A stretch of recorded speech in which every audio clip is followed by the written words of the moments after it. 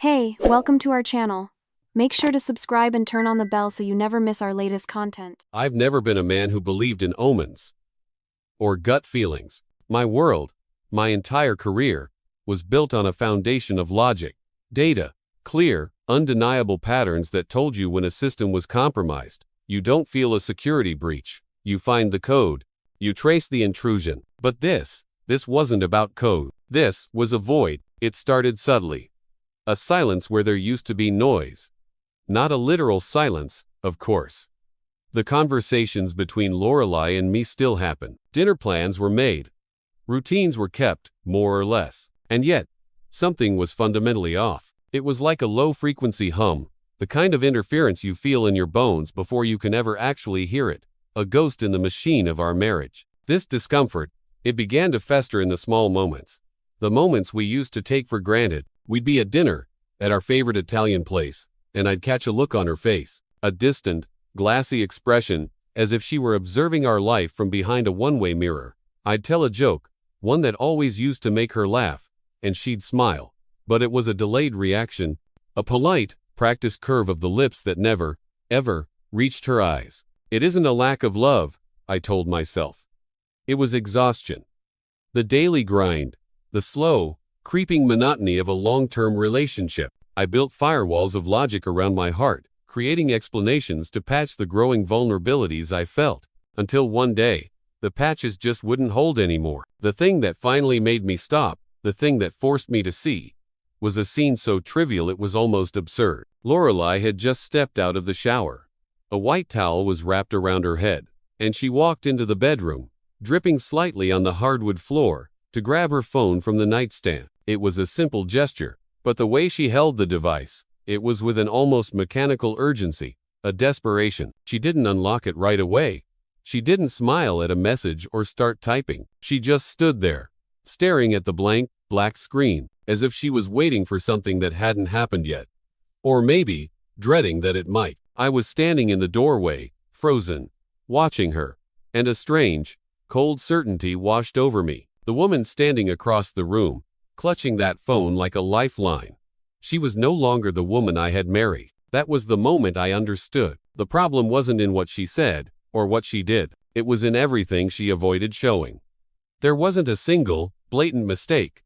No smoking gun. There was just the absence of her real presence. I started to wonder, how long had it been since she'd truly looked me in the eyes? How long had our goodnight kisses become mere ritual? A dry, mechanical press of lips in the dark. How long had the words, "I love you," carried no more weight than a polite goodbye? And without a shred of physical evidence, without a single concrete clue, I realized the only certainty I needed was this uncomfortable, growing feeling inside me. It was like an invisible flaw in a perfect crystal, a bug so silent, so deeply embedded, that it could compromise the entire system if I continued to ignore it. I knew this was the moment. The crossroads where most people choose to close their eyes, to avoid the confrontation, to pretend that everything is fine because the alternative is too terrifying to face. But that had never been my way. Throughout my entire career, I learned that the most dangerous errors are the ones that seem too small to take seriously. The silent ones, the ones that hide in plain sight. And in that moment, I decided I wouldn't let this suspicion curdle into regret.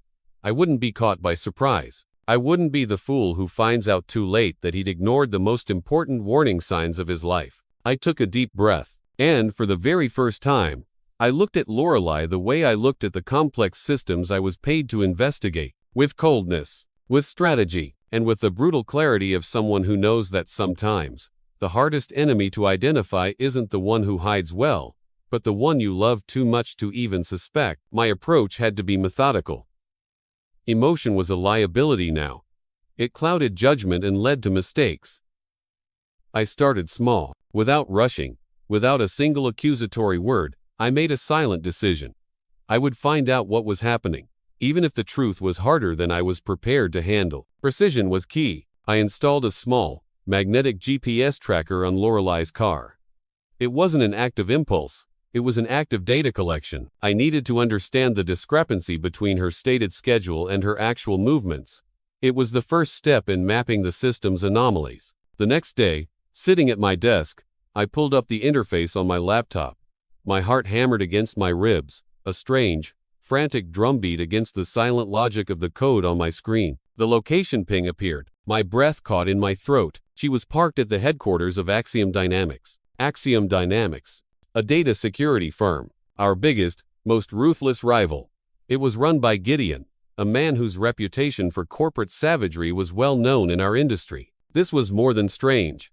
It was impossible. She had never, not once, mentioned any connection to that company, or to him. I resisted the urge to call her, to demand an explanation. A confrontation without complete data is a losing battle. I preferred to observe, to understand. That night, sleep was a distant country I couldn't visit. The discomfort was a physical presence in the room, heavy and suffocating. Around 2 in the morning, my eyes wide open in the darkness, I felt the subtle shift in the mattress. Lorelei was getting up. She moved with a slow, deliberate care, making sure not to make a sound. I remained perfectly still, my breathing deep and even, feigning the deep sleep of the blissfully ignorant. I listened as her bare feet padded silently out of the room and down the hall, toward my office. I gave it a minute. Then, just as silently, I rose from the bed. I crept down the hallway, the cold wood chilling my feet, and stopped just behind the office door, which she had left cracked open. A thin sliver of light cut through the darkness, and there she was, bathed in the cool blue glow of my monitor. She was sitting in my chair. Her fingers flew across the keyboard, her focus absolute. She had my password. I'd never hidden it from her. Why would I? But seeing her there, at that hour, alone, accessing my private files, it felt like watching a stranger desecrate something sacred. She was there for almost 20 minutes. Then, with the same quiet efficiency, she shut down the computer and slipped back into bed as if nothing had happened. Her breathing next to me was calm, even, the breathing of someone with a clear conscience. As soon as the sun rose, I was in my office. My own fingers now flew across the keyboard, but I wasn't sending emails. I was running a forensic analysis. It took me less than 10 minutes to find what she had done. Lorelei had created a compressed, encrypted file. Inside it were some of our most sensitive client protocols, confidential security audits. She had sent it from my personal email account to an anonymous, untraceable drop server. But I knew where it was going. I knew who it was for. Gideon, Axiom Dynamics. This wasn't just a personal betrayal. This was corporate espionage. It was a crime. I froze in front of the screen, the world narrowing to the glowing text in front of me. The hum I'd been feeling for months suddenly had a source. It was the sound of my life, my company, everything I had built, being systematically dismantled from the inside. Was she trying to frame me? Or was she working for the other team? For Gideon, gaining something in return. I knew Gideon. I knew what he was capable of. A man without scruples. A shark who would do anything to destroy the competition. I couldn't leave things as they were. Swiftly, my training took over. I changed every password, every encryption key. I remotely triggered a kill switch in the files Lorelei had sent, a backdoor I built into all my sensitive data packets. The information she had stolen was now corrupted. Useless. Then I took a deep, shuddering breath and started to plan. I couldn't just accuse her. She would deny it. She would lie. She would make me out to be the paranoid, controlling husband. I needed more. I needed irrefutable proof. I decided to set a trap so perfect she would walk right into it, leaving no room for denial, no escape hatch. To make her fall into it, she would need to believe there was still something valuable left to steal, something worth the risk. That evening, over a dinner that felt like a scene from a play, I looked into her eyes. I forced my expression to be calm, even excited, and I told her a beautiful, elaborate lie. I just closed the deal of a lifetime, I said, my voice steady. I told her I'd landed a contract with one of the largest investment conglomerates in the country, a multi-billion-dollar entity that had chosen my company, Donovan Security, to manage their entire global digital infrastructure. I emphasized the confidentiality clauses, the immense pressure. I mentioned that the core files would be stored only on my personal computer. That I, and only I, would handle the initial integration. Lorelei's reaction was a masterpiece of deception, a mix of surprise and genuine enthusiasm. But I saw it. Behind the performance, there was a quick, sharp glimmer in her gaze.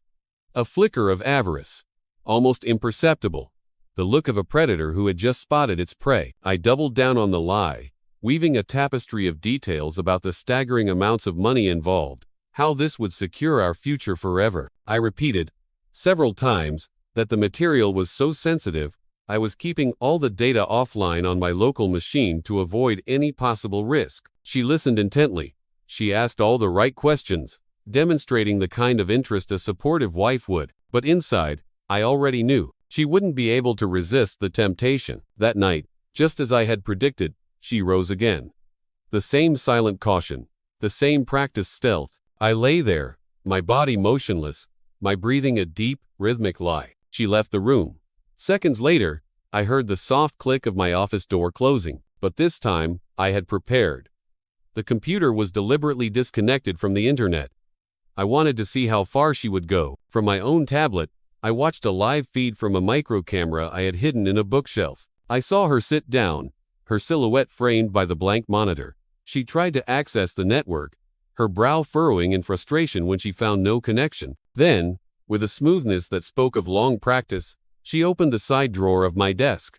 She pulled out a small, black USB drive. Her own USB drive. She connected it to the computer. Quickly navigating to the decoy folder, I had created a folder labeled with the name of the fake conglomerate. She copied the massive, bait-filled files. With the same cold efficiency, she removed the drive, placed it in her handbag, and wiped the recent documents history. Watching her on that small screen, it was a strange mix of profound sadness and cold relief. This was the final confirmation, the definitive proof that she would not hesitate to act against me, even after all the years we had shared. She finished, shut down the machine, and returned to our bed. She lay down beside me as if nothing had happened, her body just inches from mine. A chasm of betrayal separated us. The next day, I activated the final phase of my plan. An app that would mirror her phone messages to a secure server. It was an invasive act, a line I never thought I'd cross. But we were far beyond the boundaries of ethical limits now. I needed complete certainty before I took the final step. When I accessed the messages, my world shattered into a million pieces. She had scheduled a meeting with Gideon for the following day at a discreet restaurant downtown. The conversation between them left no doubt. It wasn't just business. They arranged the time for the delivery of the USB drive. But threaded between the logistics were messages of a different kind. Intimate messages. I miss you. Can't wait to see you. His reply was just as damning, filled with a shared intimacy that made it brutally, sickeningly clear. My wife wasn't just betraying me in business. She was betraying me in love. It wasn't just corporate espionage. It was a complete, calculated demolition of our life together. A facade built inside my own home with the one man who was my greatest professional rival. Even then, I kept my cool. Acting on impulse would solve nothing. I needed to ensure that when I acted, I would have the full protection of the law. I needed to end everything, all at once. I picked up my phone and made a call, not to a lawyer, not yet. I called a contact at the city's cybercrime division. I explained the entire situation, my voice low and steady. I told him I had a complete dossier. Digital traces, messages, recordings, documents, solid, irrefutable evidence that my wife and the CEO of Axiom Dynamics were involved in an industrial espionage scheme. The officer's guidance was clear. Stay calm. Let them walk into the trap. The police would be there to witness the final act and make the arrest. Everything had to be done within legal limits, ensuring no procedural errors could compromise the case. The night of the meeting arrived. A cool, crisp autumn evening. The kind of night we used to love. I followed Lorelei to the restaurant, keeping a safe distance. I watched from across the street as she walked inside, her silhouette elegant and confident. I saw her sit at a table with Gideon, and then I watched as she leaned in and greeted him with a kiss on the lips. It was quick, but it was enough. It was the final frame in a devastating film. They looked like any other couple. They laughed. They exchanged complicit looks. And then, at one point, Lorelei opened her handbag. She took out the small, black USB drive and slid it across the table. That was the signal. I walked into the restaurant. I wasn't alone. The officer from the cybercrime division and two plainclothes agents followed close behind me. As soon as Lorelei saw us approaching, a flash of pure panic crossed her face. Her hand darted out to hide the USB drive, but it was too late. The officer presented the warrant. He explained, in a calm, professional voice, that they were being detained on charges of industrial espionage, intellectual property theft, and criminal conspiracy. Both Lorelei and Gideon were paralyzed by the shock of being caught red-handed. Gideon tried to argue, to bluster his way out of it, but the evidence was overwhelming. The USB drive sat on the table between them, a tiny monument to their greed and betrayal. Within minutes, they were both in handcuffs. I stood there, motionless, watching the scene unfold with a void inside me that was difficult to describe. There was no relief, no joy, no triumph, just the quiet, crushing realization that it was all over. In the hardest, most definitive way possible, I watched as the police led them away. The restaurant, which moments before had been the stage for a silent betrayal, was now the setting for a public, indisputable conclusion. I took a deep breath. There was nothing more to say. Nothing more to do. I picked up the USB drive the officers had seized and handed it over as the final piece of evidence. Then I walked out and went home, without looking back. In the weeks that followed, the scandal erupted. The arrest of a prominent CEO and his accomplice, my wife, made headlines in the tech world. People whispered, how did Donovan have the composure to dismantle the whole scheme without tipping his hand? Those who knew me knew the answer. Meticulous planning. Precise execution. It was my brand, but behind the image of the unshakable man, there was a person watching his life disintegrate. It was in that chaos that I made a decision. I called Jude, an old friend from my NSA days, someone whose integrity was as solid as bedrock. I proposed we start something new. A fresh start, a company built on solid principles, far from the vulnerabilities my personal life had exposed. Jude accepted immediately. Together, we founded Viridian Sentinel. We started small, but my reputation and Jude's credibility attracted important clients. Within a year, we were advising major corporations, protecting critical systems, preventing others from becoming victims of the very fraud I had faced in my own home. Each new contract was a confirmation. I had transformed the greatest betrayal I could suffer into an opportunity for growth. I immersed myself in work.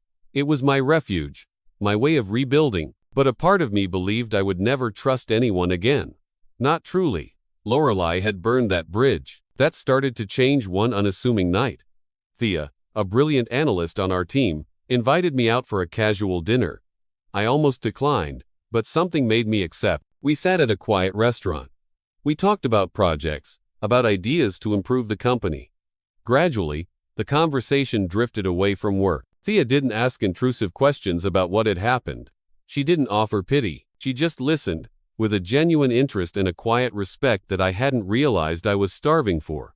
I found myself talking about the betrayal without anger, without shame, just as something I had lived through, something I had overcome. The dinner was light, unpretentious. I went home that night without the familiar feeling of emptiness that had been my constant companion for months. I realized I was starting over, even without having planned it. In the months that followed, Thea became more than just a trusted colleague.